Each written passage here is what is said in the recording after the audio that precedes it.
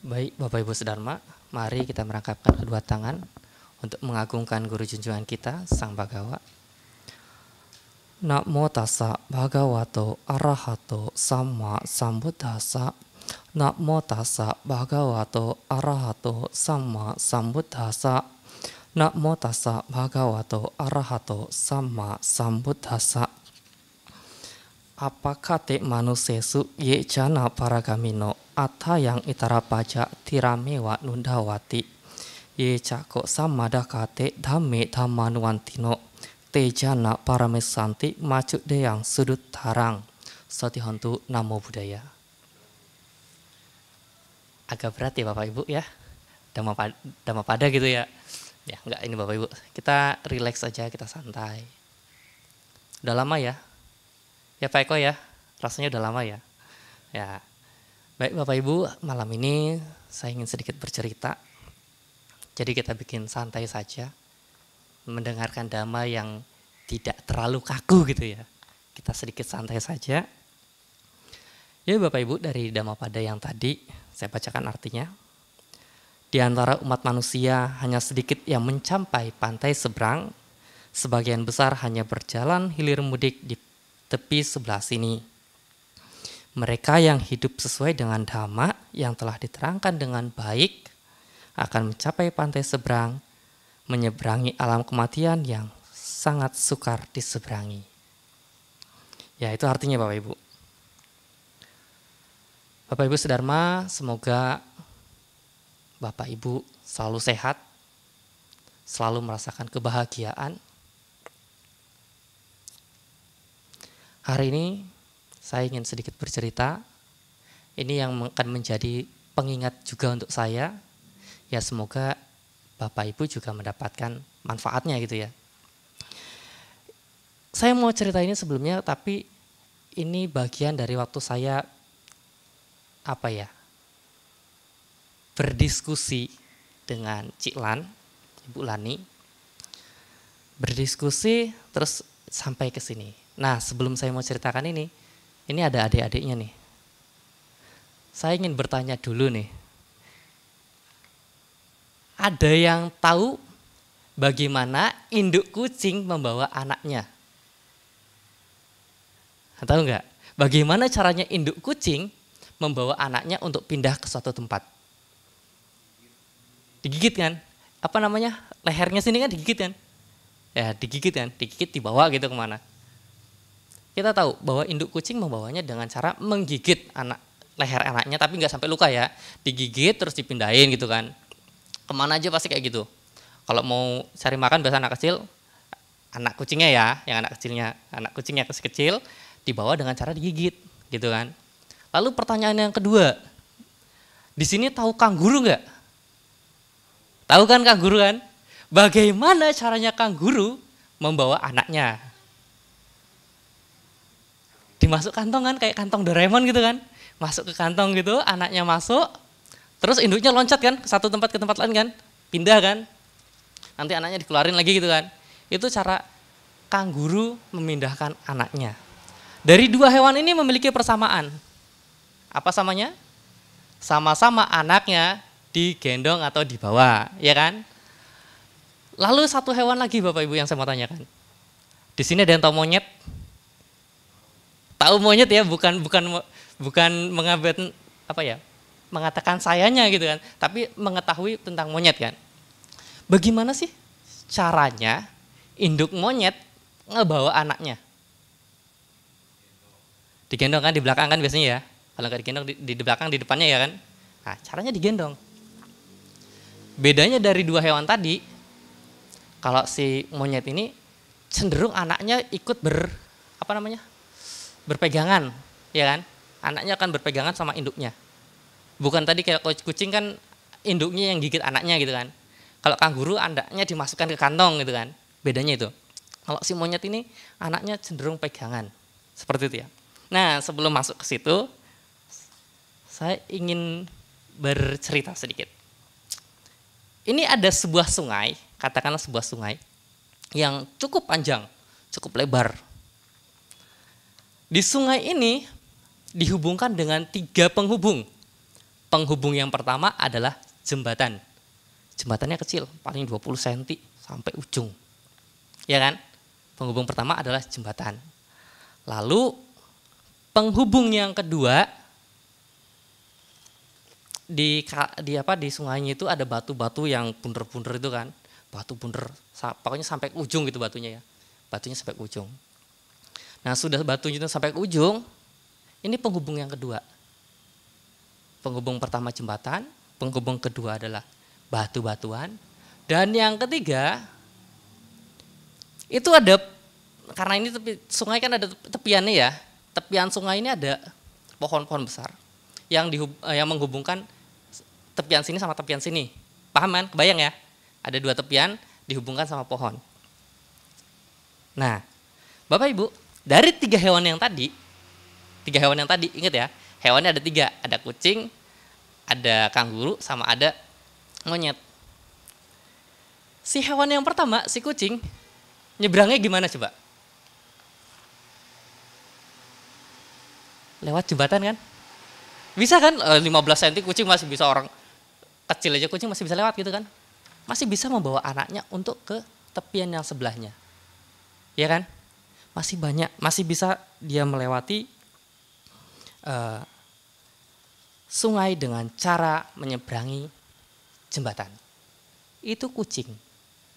Dan hewan yang kedua, kanguru. Kanguru gak mungkin toh lewat jembatan yang kecil 15 cm, 20 cm. Gak mungkin kan? Gak mungkin kan? Apalagi naik ke atas pohon gitu, enggak kan? Gak mungkin, kanguru masa naik ke atas pohon, enggak. Jadi kanguru caranya gimana? Loncat di antara bebatuan. Kalau yang pernah nonton filmnya, bukan film, kartunnya si Kancil, ada tuh yang menyeberangi sungai tuh. Ada kalau di MNC dulu, masih kecil saya biasa nonton itu gitu kan. Si Kancil tuh nyeberangin sungai pakai buaya kan. Nah ini si kanguru menyeberangi sungai pakai batu, loncat satu-satu gitu kan. Nah setelah loncat sampai ke sebelah tepian yang sebelahnya. Dan ini untuk hewan yang terakhir Bapak Ibu, hewan monyet. Gimana caranya? Lewat pohon kan? Tiga-tiganya bisa. Tapi kalau batunya terlalu jauh kan kemungkinan kejeburnya lebih besar gitu kan. Tapi kalau monyet cenderung dia melompat di antara dedahan pepohonan. Iya kan? Nah Bapak Ibu, kita umat Buddha sebenarnya mirip hewan yang mana coba? Bukan kitanya yang mirip, sebenarnya kita mirip hewan yang mana? Di antara tiga ini. Kita belajar Dharma ya Bapak Ibu. Kita itu seperti monyet. Kenapa saya katakan seperti monyet? Karena kita untuk mencapai ke tepian seberang, kebahagiaan, kalau dalam agama Buddha kebahagiaan apa? Nibbana kan? Kita mencapai nibbana dengan cara apa? Nggak mungkin dong kayak kucing diangkat satu-satu.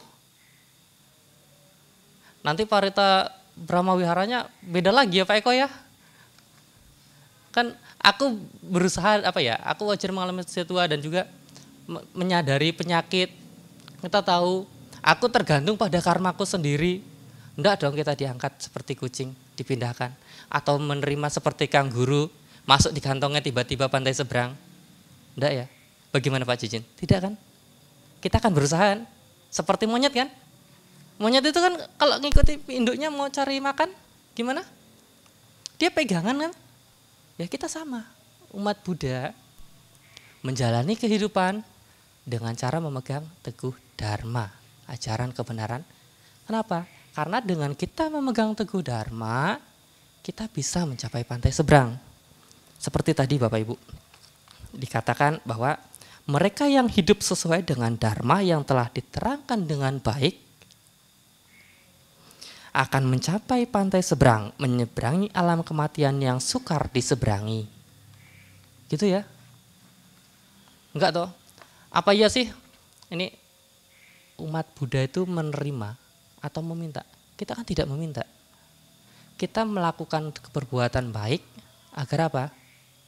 Agar apa Pio? Wah ini mencapai jana ini.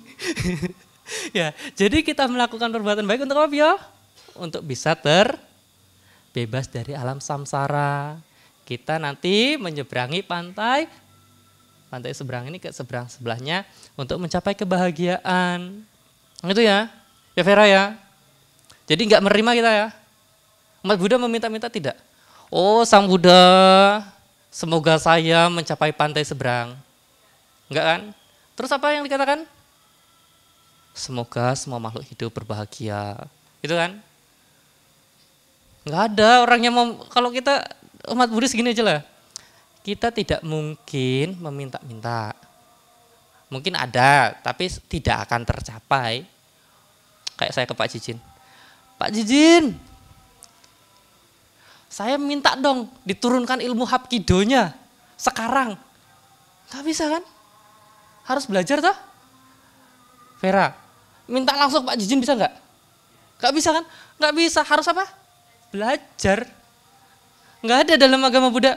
Wes, tinggal nerima enaknya apa? Kayak Kak Guru gitu kan, mau cari makan udah cari ini dulu ya. Enggak, kita akan berusaha. Berusaha. Ya Alicia, biar pinter gimana? Biar pinter gimana? Belajar kan? Alicia minta ke gurunya, kayak ke Pak Eko. Pak Eko, Alicia pengen pinter sekarang. Ilmunya Pak Eko turunin ke Alicia ya. Bisa nggak? Jadi kalau misalnya Alicia pengen pinter ya, Alicia minta Pak Eko untuk ngajarin apa Alicia minta Pak Eko buat dikasih ilmunya langsung? Diajarin kan? Ya gitu. Kita yang umat Buddha itu memegang dharma, mempelajari dharma, mempraktekkan dharma. Tidak serta-merta kita yang umat Buddha itu bisa mendapatkan sesuatu itu yang instan. Tidak akan bisa. Jadi mari Bapak Ibu, seperti tadi, kalau kita mau ke pantai seberang, kita hidup seperti kera tadi. Seperti monyet tadi. Kita harus berusaha untuk memegang dharma, memegang ajaran kebenaran, supaya kita bisa mencapai pantai seberang, bisa mencapai kebebasan. Karena ya tadi, kita tidak meminta. Harapan kita cuma satu, semoga semua makhluk hidup berbahagia. Tapi apakah semua makhluk itu hidup berbahagia? Tidak. Ya toh? Kan tergantung karmanya masing-masing. Nanti karmanya nggak berlaku berarti kalau kita meminta. Udahlah, saya melakukan hal-hal yang tidak baik. Toh nanti meminta langsung bisa tercapai. Ya toh? Enggak kan? Jadi kita harus berusaha untuk menjadi lebih baik dengan cara apa? Memegang teguh dharma. Seperti tadi, gampangannya gini. Kita umat Buddha, Bapak Ibu ya, untuk mencapai pantai seberang tidak ada yang dikasih secara fee, gratis, cuma-cuma, gak ada. Kita berusaha.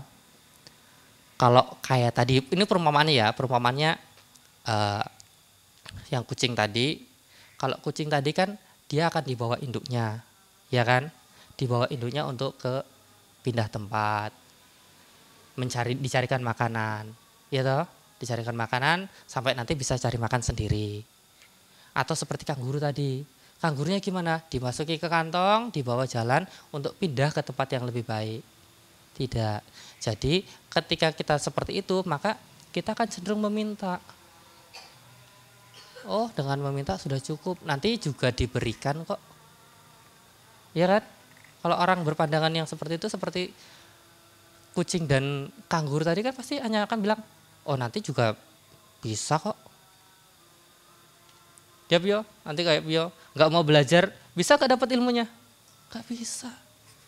Kita mau mencapai kebahagiaan ya kita harus berusaha untuk mencapai kebahagiaan itu.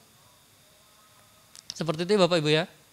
Jadi kita harus berusaha untuk menjadi lebih baik karena kita sudah mengetahui dharma ajaran Sang Buddha.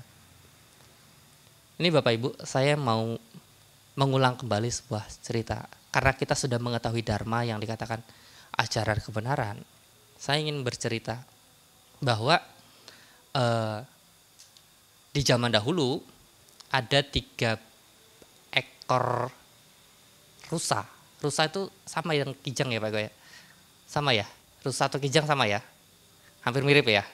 Nah, di zaman Sang Buddha kan masih terkenalnya rusa ya, masih banyak hewan yang rusa. Nah, di zaman Sang Buddha itu ada 3 ekor anak rusa. Anak rusa yang pertama ini sangat hebat. Hebatnya gimana? Kalau jam pelajaran nih, anak rusa ini cenderung melarikan diri. Jadi di zaman Sang Buddha itu kalau dilihat Jataka itu kan banyak anak rusa yang ada rusa yang paling senior mengajarkan gitu kan. Diajarin ke rusa yang juniornya. Nah, si anak rusa yang pertama ini ketika diajarkan untuk melewati rintangan, melewati jerat, si anak rusa ini selalunya apa? Membangkang. Caranya gimana? Kalau ada pelajaran dia paling pertama untuk pergi. Gak pernah mau ngedengerin. Hebat ya? Oh, jam pelajaran pergi gitu kan, kemana. Nah, ini anak rusa yang pertama. Lalu anak rusa yang kedua ini dia biasa saja. Waktunya pelajaran lepas dari jerat ya ngikutin. Tapi tidak menyerap seluruh ilmunya. Tidak bisa menggunakan secara utuh. Ini anak rusa yang kedua. Dia ngikutin, mau mendengarkan. Tidak seperti yang pertama udah lari duluan gitu kan. Mau mendengarkan yang rusa kedua nih.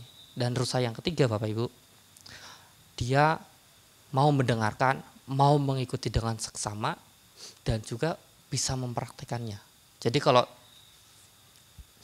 ada jerat, ini jerat. Kalau dulu orang masang jerat kan, ada yang di tanah itu tanahnya dilebangin, terus nanti kalau diinjek itu kan talinya narik gitu ya. Nah, si anak rusa ini tahu, anak rusa ketiga ini tahu. Oh, ini jerat. Cirinya apa? Ditutupin daun. Ciri yang kedua apa? Ada talinya. Tahu. Nah, sewaktu ketika setelah pelajaran usai, ketiga anak rusa ini jalan bareng gitu kan. Anak rusa yang ketiga yang tadi pinter ini, dia tahu oh ini jerat. Dia muter lewat sebelahnya. Anak rusa yang kedua, karena dia biasa ngikutin gitu kan. Oh dia ngikutin aja lah gitu kan. Nah anak rusa yang ketiga ini, karena tidak pernah mengikuti pelajarannya, apa yang terjadi terhadap jeratnya? Diinjak jeratnya, tertangkap.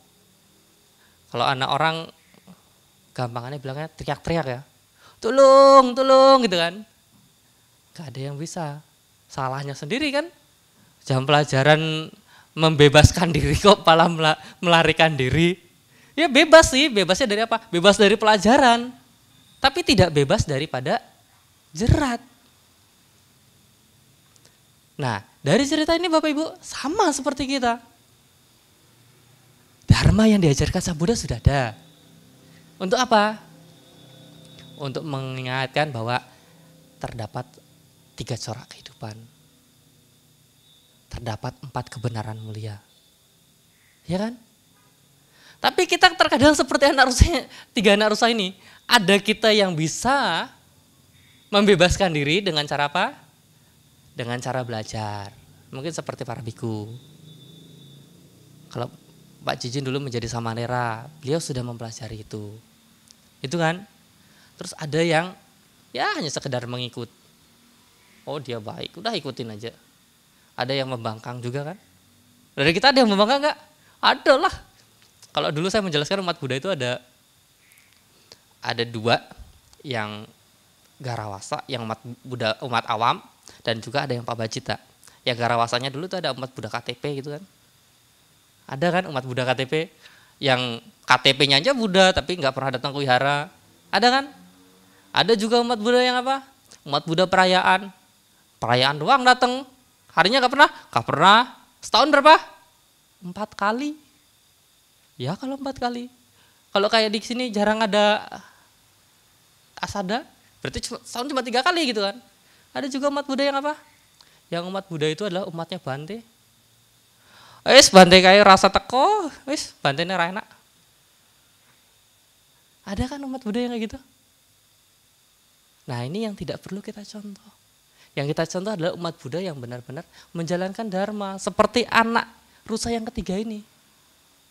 Menjalankan dharma untuk apa? Untuk membebaskan diri daripada lingkaran samsara. Tidak serta-merta, wah mengikut-mengikut, tidak suka ini itu. Seperti itu ya Bapak Ibu. Ya. Jadi ini menjadi pengingat buat saya. Enggak, wah Mas Gede ini cuma ngomong doang. Enggak, tapi saya juga berusaha untuk membuat diri saya menjadi lebih baik dengan belajar dharma. Ini bisa menjadi buat Bapak Ibu, oh mari secara bersama-sama kita mempelajari dharma, mempraktekkan dharma. Bukan hanya saya menjadi pengingat untuk saya melaksanakan dharma, tapi juga Bapak Ibu. Dan tidak juga hanya saya yang berkoar-koar untuk bercerita, tapi saya juga mencoba untuk menjalankan dharma itu sendiri. Seperti itu ya. Jadi Bapak Ibu, marilah kita bersama-sama mempraktekkan dharma dengan baik. Kita menjadi rusa yang ketiga tadi, rusa yang mau berusaha, menjadi kera tadi, menjadi monyet. Bukan menjadi monyet dalam artian berubah gitu ya, tapi menjadi seperti monyet tadi untuk kita mempraktekkan dharma itu dengan sungguh-sungguh. Dengan sungguh-sungguh. Tidak serta-merta ya, hanya mengikut, tapi kita berusaha untuk menjadi lebih baik. Karena Bapak Ibu, mau sampai kapan kita di dunia ini? Mau sampai kapan? Kita terlahir terus-menerus berulang kali. Apa enggak bosen tuh? Bosen enggak? Kalau saya rasanya saya udah bosen gitu loh. Bosen gitu. Tapi gimana? Udah karmanya masih jalan tuh. Karmanya masih harus menerima, jadi saya menerima dan saya harus berusaha untuk berbuat lebih baik. Ya Pak Bayu ya, kita harus berusaha lebih baik kan Pak Bayu? Tidak hanya menerima yang lalu, kita harus nanam yang baru. Karena kita umat Buddha itu Bapak Ibu, tidak cuma menuai-nuai saja, kita harus juga menanam karma baru.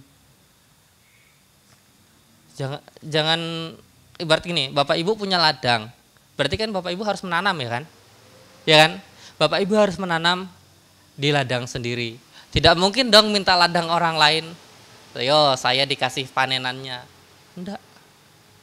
Jadi kita harus berusaha menanam di ladang kita sendiri untuk kita menuai juga. Seperti itu Bapak Ibu ya.